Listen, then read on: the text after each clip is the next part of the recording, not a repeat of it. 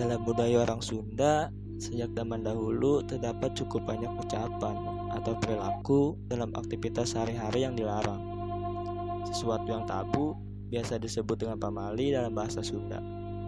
Menghindari hal yang pamali adalah bagian dari kehidupan sosial budaya masyarakat Sunda dan Jawa Barat pada umumnya.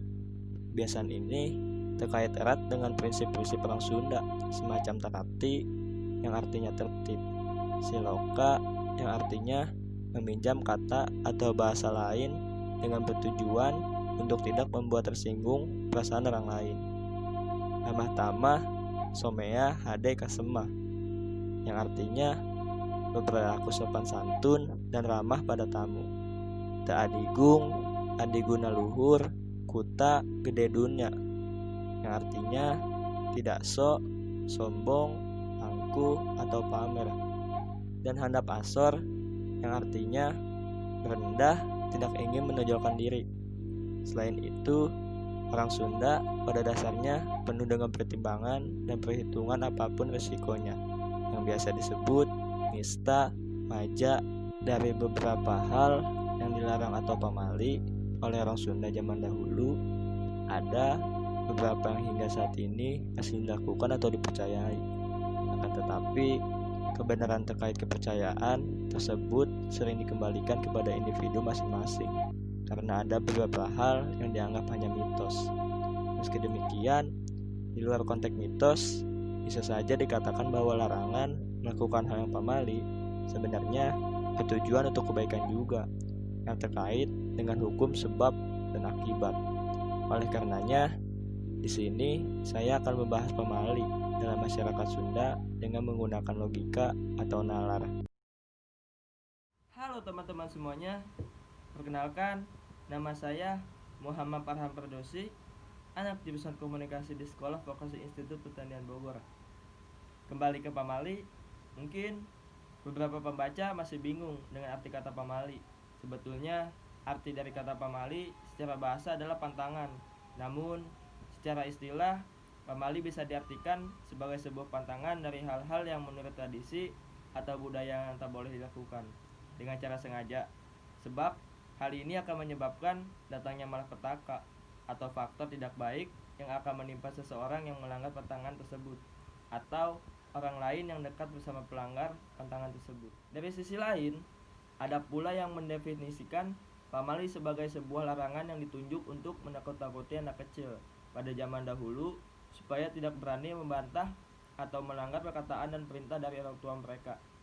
Seperti yang telah dijelaskan pada bagian awal, apa yang dianggap sebagai pamali oleh masyarakat bila dikaji dengan logika, terkadang bisa terdapat unsur kebenaran dari pamali tersebut. Sebagai contoh, kemungkinan benar apabila dikatakan pamali berlama-lama di kamar mandi dapat menyebabkan cepat tua. Maksudnya, seandainya seseorang menyukai berlama-lama di kamar mandi dapat membuat kulit berkerut dan tampak mengalami penuaan diri. Orang tua di masyarakat Sunda kemudian melarang anaknya berlama-lama di kamar mandi karena dapat menyebabkan kulit menjadi lekas keriput dan terlihat seperti orang lanjut usia. Tentunya bila terlalu lama di kamar mandi juga kita bisa terlambat pergi ke sekolah, universitas atau kantor. Hal ini memberi efek dominan yang buruk seperti dimarahi dosen, guru, atau atasan. Tidak hanya itu saja, jika terlalu lama di kamar mandi, tentunya dapat mengganggu orang lain yang ingin menggunakan kamar mandi setelah kita. Keadaan ini sangat mengganggu bagi yang tinggal di asrama atau kontrakan hingga banyak penghuni. Sementara jumlah kamar mandi terbatas. Pamali tidaklah terlepas dari kebiasaan dan adat dalam kehidupan masyarakat Sunda. Apalagi pantangan-pantangan tersebut kebanyakan sudah dipercaya secara turun-temurun tanpa ada hukum dan aturan yang baku mengenai hal tersebut. Pamali terus dipegang teguh dan dipercayai oleh masyarakat Sunda. Bahkan terkadang pamali sekecil apapun akan membuat orang Sunda merasa segan untuk melanggarnya. Mari kita perhatikan beberapa pamali yang terdapat dalam masyarakat Sunda beserta kemungkinan pembenaran logika dan pesan moral yang tergantung di dalamnya. Ulah netekan kuku peting-peting.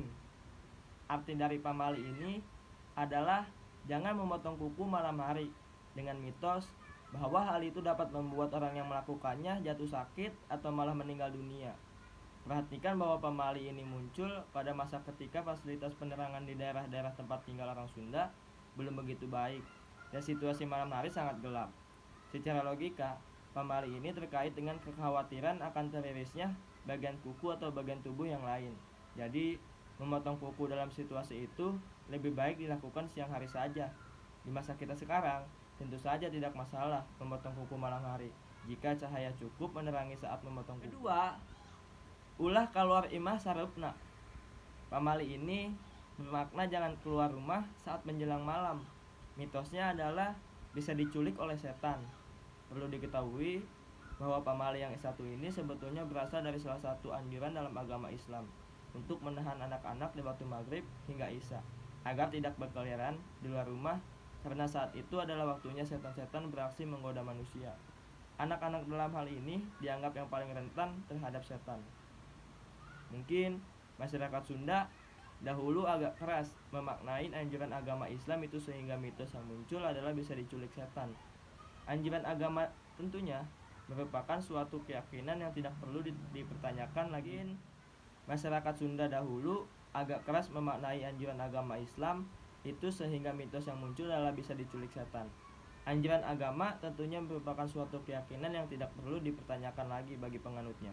Namun, secara logika, sebetulnya bisa kita katakan bahwa lebih baik anak-anak yang belum wajib sholat agar beraktivitas di rumahnya saja dan bergegas istirahat malam sehingga kondisi fisiknya lebih bugar. Sementara itu, yang sudah wajib sholat bisa berjamaah maghrib dan isya di masjid, dan selang waktu antara maghrib dan isya diisi dengan belajar Al-Quran. Lepas isya pun tetap dianjurkan agar segera beristirahat ketika tidak ada kepentingan lain yang mendesak. Dengan demikian, kita terhindar dari perbuatan yang sia-sia. Ketiga, ulah cicing di lawang panto, yang artinya adalah jangan diam di muka pintu. Mitos yang sering diungkapkan terkait pamali ini adalah dapat membuat jatuh sakit jika terdapat makhluk halus yang melewati pintu tersebut.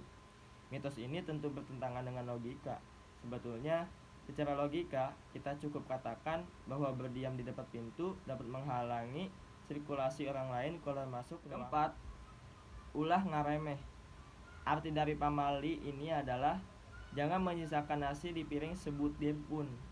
Mitos yang kerap disampaikan adalah dapat mengakibatkan binatang peliharaan kita akan mati. Lagi-lagi, mitos ini bertentangan dengan logika kita. Begitu pula tidak sesuai dengan kebanyakan ajaran agama. Namun, tentu saja secara logika kita jangan menyisakan makanan sebagai upaya kita hidup sehat dan bersih. Bersyukur karena masih dapat menikmati. 5. Ulah dahar dari ceceplak. Pamali ini bermakna agar jangan makan dengan mengeluarkan suara dari lidah atau mulut kita yang biasanya muncul dari gesekan dengan air liur. Suara gesekan itu yang disebut ceceplak. Perlu dibedakan antara makan sambil berbicara, sambil ngobrol-ngobrol, dengan makan sambil ceceplak. Orang Sunda tidak pamali untuk makan sambil berbicara, tetapi sangat pamali untuk makan sambil ceceplak. Mitosnya adalah dapat membuat kita jadi bahan gunjingan orang lain atau mengundang binatang buas. Mitos ini bertentangan dengan logika. Sebetulnya bisa kita katakan bahwa jangan makan sambil ceceplak itu karena pada budaya kebanyakan orang Indonesia, tidak hanya Sunda, kebiasaan tersebut bisa membuat risih orang-orang di sekitar. Masih banyak pamali lainnya di dalam masyarakat Sunda yang mempunyai makna penuh dengan kehati-hatian, kewaspadaan, saling menghormati, sesuatu yang penuh antisipasi, dan bertindak sesuai waktu dan tempatnya. Terlepas dari mitos-mitos yang ada, nyaris seluruh pamali yang diturunkan dari leluhur orang Sunda adalah hal-hal yang bisa juga dijelaskan dengan logika. Dengan demikian, kita tetap bisa menghindari sesuatu yang pamali itu dengan alasan yang berdasarkan hukum, sebab, akibat, bukan mitos. Mungkin itu adalah video saya yang bertemakan tentang makna pamali dalam budaya Sunda. Jadi, terima kasih kepada teman-teman semuanya yang sudah menonton video saya. Semoga bisa berguna dan bermanfaat bagi teman-teman semuanya. Oke, see you next time.